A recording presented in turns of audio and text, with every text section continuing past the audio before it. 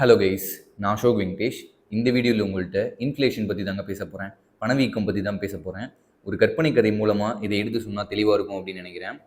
இப்போது நம்ம உலகத்தில் எந்தெந்த இடத்துலலாம் கல் மண் இருக்கோ அந்தந்த இடத்துலலாம் தங்கம் இருக்குது அப்படின்னு வச்சுக்கோங்களேன். இப்போ ஜெனரலாக நம்ம வீட்டை விட்டு வெளியே வந்தோம்னா கல்லா மண்ணாக இருக்கும், வாசல்லாம் கல் மண் இருக்கும்.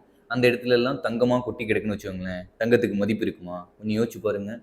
எல்லாரும் என்ன பண்ணுவோம்னா தங்கத்தை எடுத்து அது ஒரு 50 ரூபாயோ 100 ரூபாயோ செலவு செஞ்சு அதை ஒரு ஆபரணமாக மாற்றி நாம் அணிஞ்சு பயன்படுத்துவோம்.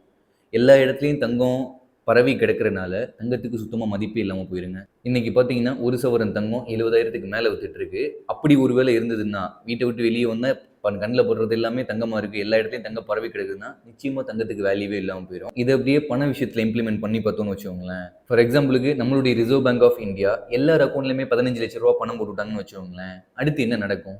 எந்த ஒரு தொழிலாளியுமே வேலை செய்ய மாட்டாருங்க.